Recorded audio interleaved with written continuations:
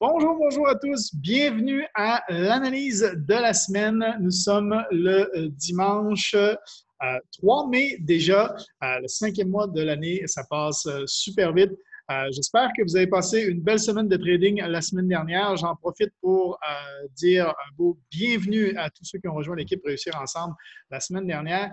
Je suis Mathieu Tremblay. Pour ceux qui ne me connaissent pas encore, l'analyse de la semaine que je fais, en fait, est basée sur simplement mon opinion personnelle, donc faites toujours vos analyses et c'est pour une tendance globale de la semaine.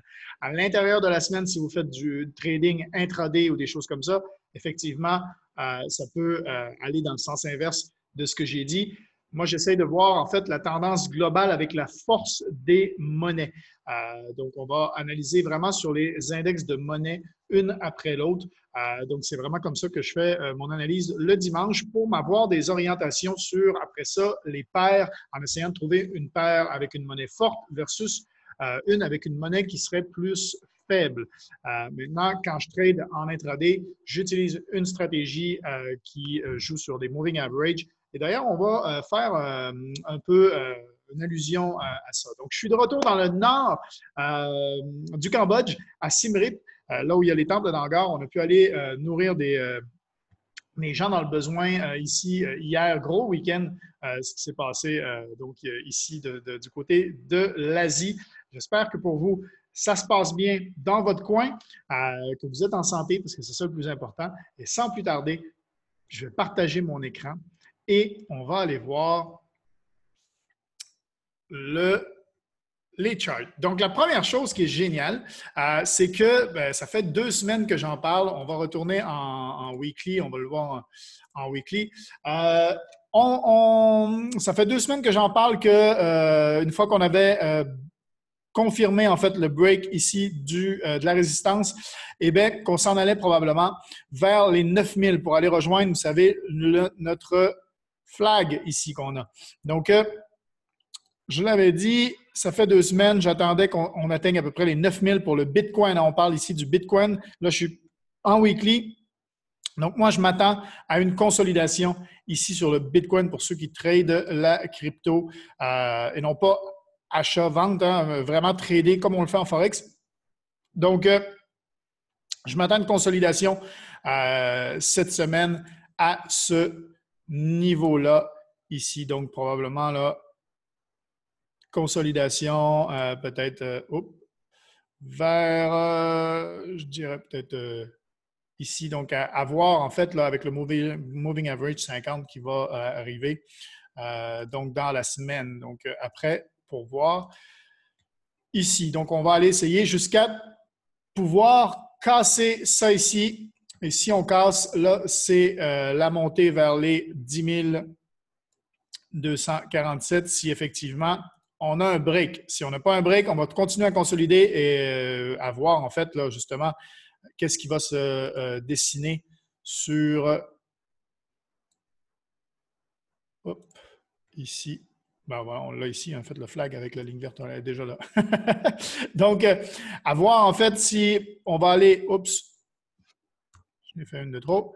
Si on va aller tester jusqu'ici ou si on va rebondir sur le Moving Average 50 qui est ici sur le weekly. Donc, possibilité là, de redescendre sur les 6008 ou de rebondir directement autour des 7008 avant d'aller rechercher le haut du flag et vérifier, en fait, attendre le breakout avec confirmation pour aller chercher les 10 000, voire les 11 500. Donc, ça, c'est pour le Bitcoin. Au niveau du US30, la semaine dernière, on avait parlé du 61,8, hein, que ça fait 2 semaines qu'on attendait qu'il retourne vers le 61,8. On avait bogué un peu sur les 50 et j'avais dit on va remonter vers les 61,8. La semaine dernière, sur mon analyse, c'est quasiment ce qu'on a fait en début de semaine pour un retour aux 50 à jeudi et vendredi. Si on voit là, ce qui s'est passé en daily, effectivement, on a eu, oups, je vais cacher celui-là ici, hop, montée et puis jeudi, vendredi, redescente, rebond sur la fin de la semaine parce qu'on a testé ici la zone. On le voyait d'ailleurs, excusez-moi, je reviens en daily, je me promène un peu, mais on voyait un peu là, la zone qui a été qu'on a retesté ici. Donc, si ça maintient en début de semaine, boum, on peut s'attendre à un retour sur du positif au niveau du US30. En plus, avec l'économie qui semble vouloir repartir, les déconfinements qui semblent commencer à se mettre en place un peu partout. Donc, si on mélange un peu le technique au fondamental, eh bien, on peut s'attendre à effectivement là, un rebond parce que ça a maintenu ici sur les 50, donc ça n'a pas défoncé les 50, donc ça a maintenu. Donc moi, je m'attends probablement à un rebond pour aller retester la zone des 61,8. Et si ça part en descendant, bien, ça va être direction la zone des 38,2 ici. Donc, ça, c'était pour le US30. Ce qui était de l'or, bien, l'or, la semaine dernière, je l'avais prévu en buy. Ce qui s'est passé, c'est qu'il y a eu exactement ce que mes flèches depuis 2 semaines aussi disent. Donc, on avait break, retest, et puis là, c'est ce qui s'est passé la semaine dernière, break de la zone en fait, et un retest ici. Sauf qu'on était bien descendu et on a eu je ne sais pas si vous en avez profité, mais le vendredi a été une très belle journée où on est parti de la zone des 1671 jusqu'aux 1700. Donc, bravo à tous ceux que je sais que dans l'équipe Réussir Ensemble, il y en a beaucoup qui en ont profité de cette montée-là. Et ce qui se passe, c'est que surtout, si on voit avec mes moving average, bien, en daily, le switch a été refusé ici sur les moving average 5 et 13. Donc, on s'attend à probablement un rebond et donc une remontée ici pour l'or aux alentours de ma zone que j'ai en haut. Excusez-moi, je suis en train de regarder. 1780. Voilà. Donc, ça ici pour l'or, d'après moi. Donc là, on a eu un beau retest avec un beau rebond pour finir la semaine. Et puis donc, on repart en haut. Le switch sur le daily a été refusé et là, on s'en va vers plutôt l'inverse. Donc, une remontée ici. Donc, très, très bon sur l'or. Tout pointe par en haut. On est parti golden pour continuer la montée de l'or. Au niveau de l'huile aussi, on a eu une belle remontée cette semaine. Donc, on a fini en hausse. Très bien sur l'huile. À voir si on va réussir à passer ce moving average-là qui est le moving average 5 pour se diriger sur le moving average 13 autour des 30 en fait cette semaine. Donc, si on a un rebond, comme on sait, l'économie semble vouloir repartir. Si on a un déconfinement progressif qui commence à se mettre en place, bien, ça veut dire de circulation de voitures, ça veut dire demande qui augmente au niveau du pétrole. Donc, possibilité de rebond du pétrole en effet à ce niveau-là. On va aller voir sur le DXY maintenant, le dollar américain. On l'avait vu en short la semaine dernière. Eh bien, c'est exactement ce qui s'est passé. Une grosse descente sur le dollar américain. Et là, si on a un switch qui se confirme, moi, je le vois encore descendre, venir tester soit le moving average 50, soit le bas de notre diagonale ici, de notre trendline, de notre tendance, en fait, ici, à aller chercher en bas. Donc, le USD, moi, je le vois encore en sell, surtout que si je m'en vais sur le daily, le switch a eu lieu et là, donc, ça pourrait bien descendre. La dernière fois qu'on a eu un switch, ça avait bien descendu. Donc, je m'attends à une belle descente encore sur le USD. Si on s'en va sur le dollar canadien maintenant, le dollar canadien, bien, la semaine dernière, je l'avais vu en buy si l'huile remontait. Il y a eu une remontée du dollar canadien en début de semaine. Ce qui s'est passé par contre, c'est que j'étais un peu indécis, si vous vous souvenez, dans ma vidéo de la semaine dernière, à savoir si ça allait être un buy ou un sell sur les USD4, par exemple, des choses comme ça. Bien, ce qui s'est passé, c'est une bougie un peu d'indécision. Une montée en début de semaine et boum, retour en dessous du moving average ici. Ce qui ne regarde pas bien. Maintenant, si l'huile a vraiment le rebond attendu cette semaine, on va voir si ça peut remonter. Attention également, parce que cette semaine, au USD et le USD et le CAD, le dollar canadien, il y a la semaine NFP cette semaine. Semaine NFP, on va savoir les chiffres de taux de chômage et tout ça. Et le marché, c'est sûr qu'il s'y attend déjà, donc ce n'est pas comme une surprise.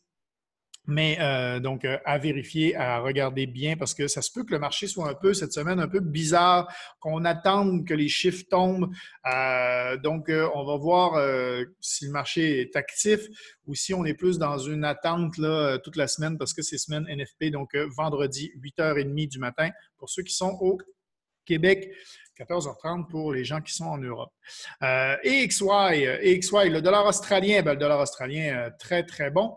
On a eu une montée au début de semaine, retest sur le Moving Average 13. On va voir s'il y a un switch qui se passe ici au niveau du weekly. Quand on regarde en daily, on a eu un switch sur le Moving Average 50 du Moving 13. Donc, moi, c'est une grosse possibilité là, que ça reparte dans le bon sens. Donc, qu'on aille, si tout se confirme, si on reste au-dessus du Moving Average ici au retest et qu'on a des confirmations vers le haut, on va aller probablement tester ici en daily le 200 sur le dollar australien et même chose sur le dollar de Nouvelle-Zélande, où là, on est tout poigné dans les moving average en daily. Tout est pris ensemble, donc on est un peu dans un mode d'indécision. Moi, ce n'est pas une monnaie que je vais probablement trader cette semaine parce qu'elle est trop indécise à ce niveau-là. Donc, à voir dans quelle direction. C'est du 50-50. J'aime pas le casino, donc on ne va pas s'attarder au dollar de Nouvelle-Zélande. Si on y va sur maintenant, le yen japonais. Yen japonais, on se souvient qu'on a dessiné ce flag-là depuis un moment et qu'on attend le break. On a eu un freak-out ici. Maintenant, on attend le break. Et là, tous les moving average en weekly repointent vers le haut. Ici, on arrive dans le top. On a rebondi, en fait, sur le top de notre flag. Donc, moi, je dirais, on attend le break, et si on prend le break, ben là, c'est monter vers le haut, le yen japonais. Et si je regarde toujours un peu en daily également, ben voilà, on est revenu tester les moving average ici 5 et 13. On a fermé en dessous vendredi. Pour moi, il y a bien possibilité qu'on aille un break. Et là, si on a confirmation du break en daily, ben, on pourra se positionner sur un yen japonais qui va être fort. L'euro, je me suis planté la semaine dernière. On va. Je le dis, je le dis, ben oui, parce que je l'avais vu en sell. En fait, je l'avais vu en short sur l'euro. Il a carrément été en buy cette semaine. Et donc, ben là, ça inverse complètement la tendance. Moi, je m'attendais à un switch et on a eu un switch inverse. Donc, on a eu switch ici des deux moving average qui a fait exploser le cours en jeudi et vendredi. On a eu donc ici switch confirmation et boum. Donc là, à voir en fait parce que ici en daily, on a un moving average 200 qui est une zone très forte normalement. Est-ce qu'on va faire comme ici, aller tester le 800 ou est-ce qu'on va rebondir sur le 200 pour aller en décembre? Moi, si on a une confirmation des switches ici sur le Moving Average 50, je pense que la poussée va être assez forte pour défoncer le 200 et que ça risque de monter pour l'euro. Au niveau de la livre sterling, maintenant, le pound, eh bien, si on revient en weekly, la semaine dernière, je l'avais vu en longue et vous savez que je le vois en longue depuis un moment. Moi, je le vois aller très haut. Je le répète. Maintenant, ici, qu'est-ce qui s'est passé? Ben oui, on a monté la semaine dernière. Et là, ce que j'aimerais voir, en fait, on va l'analyser à la journée, bien entendu, mais c'est des switches justement sur les moving average également. J'aimerais vraiment ça parce que là, ici, ce qui s'est passé, c'est qu'on a refusé le switch.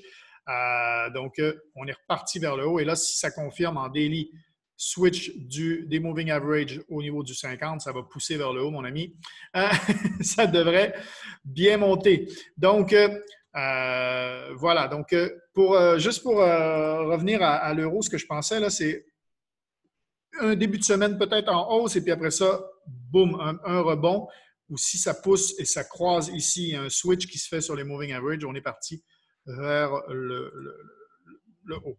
Le franc suisse maintenant, franc suisse qui, pour moi, devrait continuer à monter parce que là, on a les switches qui se passent en daily ici au niveau des moving average. On a atteint une zone forte sur notre range. Vous savez qu'on est dans ce range-là avec un freakout qui a eu lieu, mais on est dans ce range-là encore depuis quelques temps. À voir si on break vers le haut pour aller chercher un franc suisse qui va être de plus en plus fort pour aller repartir vers le haut.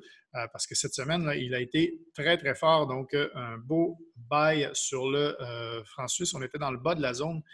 Donc là, switch ici en weekly. Donc, moi, en fait, s'il y a un break ici, donc on va avoir un franc suisse qui va être fort. Donc, attention donc pour les paires avec le franc suisse. Donc, voilà pour l'analyse de la semaine. J'espère que vous avez pris des notes. J'espère que ça vous sert, en fait, faire ces petites analyses-là. Faites attention au vendredi NFP, bien entendu. N'oubliez pas, si vous êtes sur ma chaîne YouTube, de vous abonner et de liker la vidéo. Ça m'encourage toujours à continuer à en faire. Commentez également. Quel est vos paires préférés? Peut-être que je ferai la semaine prochaine. Donc, si vous commentez en dessous de cette vidéo sur YouTube ou sur Facebook, ben, peut-être plus sur YouTube pour que je puisse voir, mais commentez votre paire préférée et on essaiera de pousser un peu l'analyse sur une paire en particulier pour la semaine prochaine. On fera l'exercice ensemble avec les stratégies justement que j'utilise avec les moving average. On essaiera de voir ça justement sur la tendance de la semaine au niveau des moving average sur les paires en particulier. Donc, j'espère que vous avez trouvé de la valeur encore une fois. Si vous cherchez un broker, il y a toujours le lien qui se trouve dans la description du broker que j'utilise avec les avantages qui vont avec parce que j'ai affaire avec un account manager qui vous donne un super service et c'est un broker très sérieux, beaucoup moins de stop-loss hunting pour ceux qui savent ce que c'est et puis l'accès à des comptes standards et VIP avec des très bons avantages. Donc, je vous souhaite à tous une excellente semaine de trading. Restez en santé et puis on se revoit la semaine prochaine. Ciao, ciao tout le monde. Bye bye.